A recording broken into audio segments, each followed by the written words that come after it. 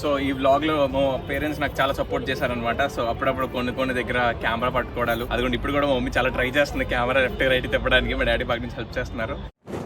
బెంగళూరులో 11:15కి కాళహస్తి వెళ్ళే బస్సు ఎక్కేసాను. ఈ రోజు నైట్ నాకు నిద్ర ఉండదని అర్థమవుతుంది. నా సిచ్యువేషన్కి అసలు ఇప్పుడు వర్షం కూడా పడకూడదు, ఎందుకంటే 1.5 లీటర్ వాటర్ తాగేసి ఎక్కాను. నేను అర్జెంట్గా వస్తే ఆపేస్తా బస్ని.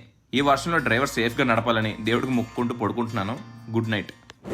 ఈ ట్రావెల్స్కి నేను 5 స్టార్ రేటింగ్ ఇస్తాను. అసలు టాయిలెట్ బ్రేక్ ఆపి నన్ను బతికించారు, లేకపోతే అంతే సంగతులు. ఇప్పుడు టైం 2:30 అయింది. ఇంకెక్కడి నుంచి ఇంకో 2 అవర్స్లో నేను కాళహస్తి రీచ్ అయిపోతాను. కాళహస్తి రీచ్ అయిపోయా, బైపాస్ దగ్గర బస్ దిగాను. రోడ్ క్రాస్ చేశాక ఆటోస్ ఉంటాయి మనకి. టెంపుల్కి 100 రూపీస్ అయితే తీసుకున్నారు, హైవే నుంచి టెంపుల్కి. ఇప్పుడే కాళహస్తి దిగాను అనమాట.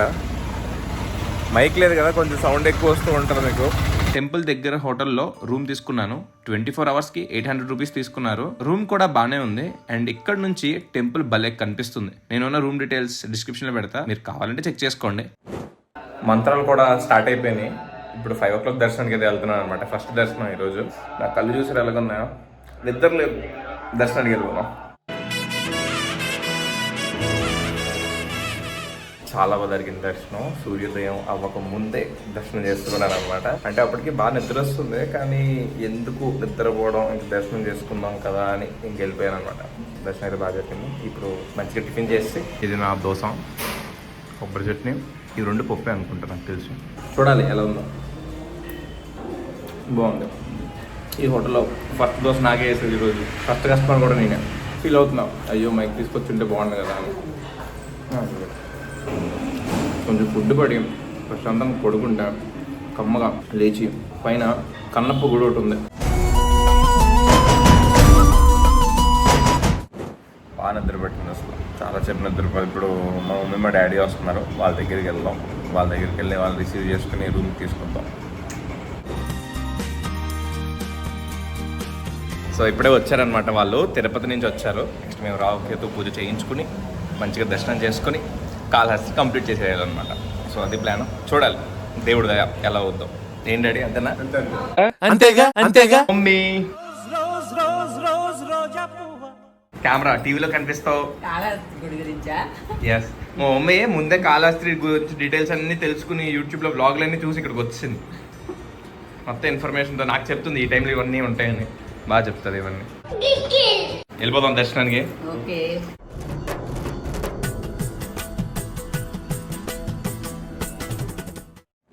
సక్సెస్ఫుల్గా రాహుకేతుల పూజ కంప్లీట్ అయిపోయింది. పూజ చాలా బాగా జరిగింది. మీకు ప్రాసెస్ చెప్తా చూడండి, step by step.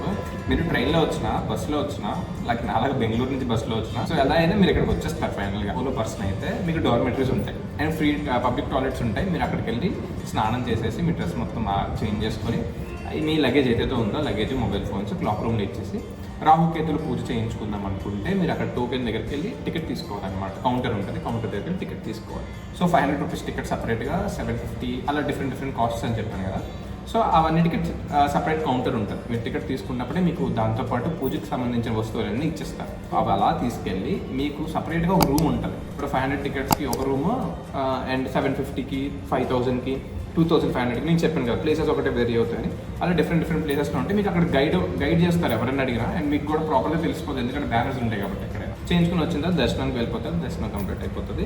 So morning అలా కంప్లీట్ అయిపోయాక పైన మన కన్నప్ప స్వామి టెంపుల్ ఉంటుంది అన్న. స్టెప్స్ ద్వారా కూడా వెళ్ళొచ్చు, అండ్ మనకి రోడ్డు కూడా ఉంటుంది. ఒక ఆటో మాట్లాడుకుని మనం డ్రాప్ చేసేస్తారు పైన. రాహుకేతువులు పూజ మీరు చేయించుకోవాలి అంటే దీనికంటే ఒక సపరేట్ టైమింగ్ ఉంటుంది. సో ప్రతిరోజు మార్నింగ్ 6 నుంచి సాయంత్రం 6 వరకు ఈ టైంలోనే మీకు పూజ జరుగుతుంది అనమాట. అండ్ ఒక మంచి టైం ఎలా అంటే ప్రతి రోజులో, అంటే లైక్ మండే, ట్యూస్డే, వెడ్నెస్డే ఉంది కదా, అంటే యాక్చువల్గా ఈ రోజు గురించి చెప్తున్నాను. ఈ రోజు మండే.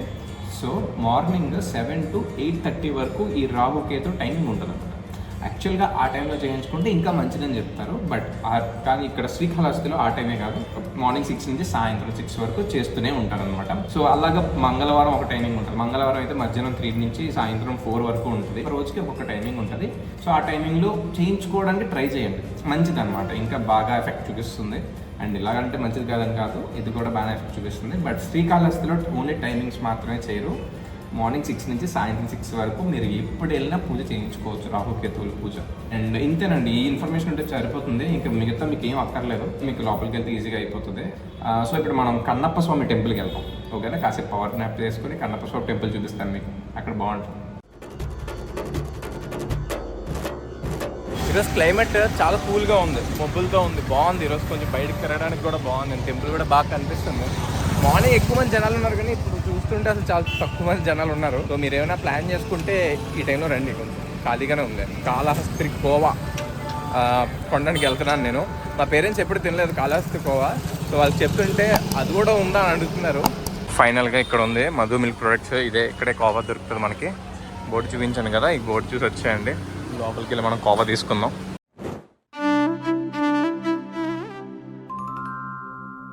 గైస్ ఫైనల్గా వచ్చేసాం అనమాట భక్తి కన్నప్ప స్వామి టెంపుల్కి. యాక్చువల్గా ఇక్కడ వరకు ఆటో మాట్లాడుకున్నాం, అది కూడా మా ఆటో అక్కడ ఉంది. సో అప్ అండ్ డౌన్ మాట్లాడుకున్నాం. ఇక్కడ కూడా మెట్లు ఉన్నాయి, ఇంకా పైకి ఎక్కాలనుకుంటా. రోజుల నుంచి వీళ్ళిద్దరు మెట్లు ఎక్కుతూనే ఉన్నారు, మా డాడీ మా మమ్మీ. ఏమ్మా అందుకోండి భక్తి కన్నప్ప స్వామి వారి దేవాలయం.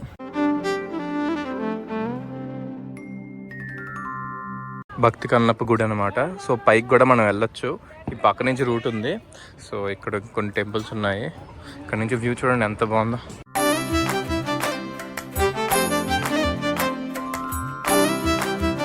ఇలా మనం వెళ్ళొచ్చు అనమాట, ఇలా పైకి వెళ్ళొచ్చు. ముందు బాటలు వేసినట్టు వేసేస్తుంది అది. తాగమ్మా పాపం ఎంత దాహం వేస్తుందో. చాలా పెద్దదేనమ్మా, చిన్నదైతే కాదు. కానీ అటు అంతా చాలా కొండలు ఉన్నాయి, బాగుంది. It's amazing. జింగ్ జింగ్.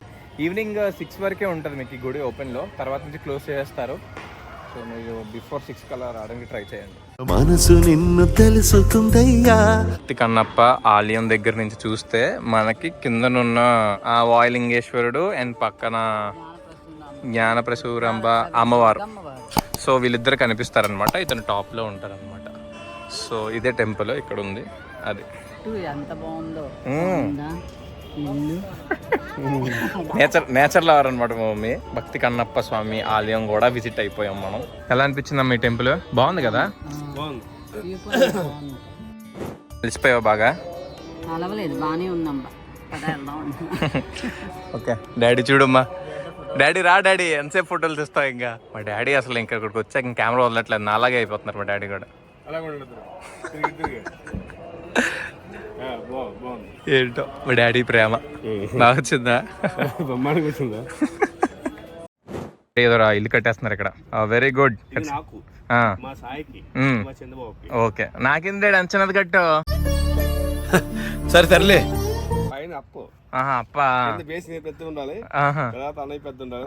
బాగుంది, వెరీ గుడ్. పదండి. సరే కదా మా ఈ శ్రీకాళహస్తి ప్రయాణం బాగుందా? ఓకే మీకు కూడా ఈ వీడియో నచ్చితే లైక్ చేసుకోండి. చిల్ బ్రో చందు మా మమ్మీ కూడా చెప్తుంది సబ్స్క్రైబ్ చేసుకోమని, సో మమ్మీ కోసం చేసుకోండి సబ్స్క్రైబ్.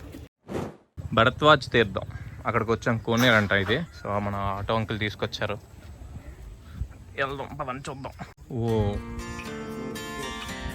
చాలా ప్రశాంతంగా ఉంది. ఫస్ట్ ఓ బాతులు ఉన్నాయి, చేపలు ఉన్నాయి, అదే చాలా చేపలు ఉన్నాయి. జనుమ పుణ్యమో నిన్ను చేరుకుంటిరా.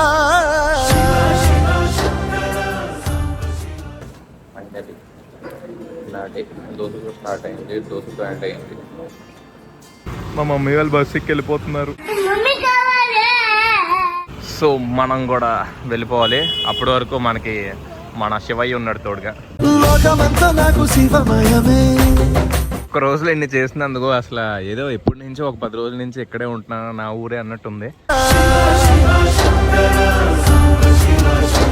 మీరు బెంగళూరు బస్ ఎక్కాలంటే కాళహస్తి నుంచి, అది కూడా అక్కడ ప్రైవేట్ ట్రావెల్స్ చూసారా ఆగింది. సో ఈ ఆర్చ్ పేరు ఏపీ సీట్ ఆర్చ్ అనేదో అంటారు, సంథింగ్ ఆ కైండ్ ఆఫ్ వస్తుంది. ఇక్కడికి ఒకవేళ కాళహస్తి లోపలికి బస్సులు వస్తాయి, ఇది ఇక్కడికే వస్తాయి అనమాట. ఆర్చ్ లోపల వరకు రావు, ఇదే లాస్ట్ పాయింట్.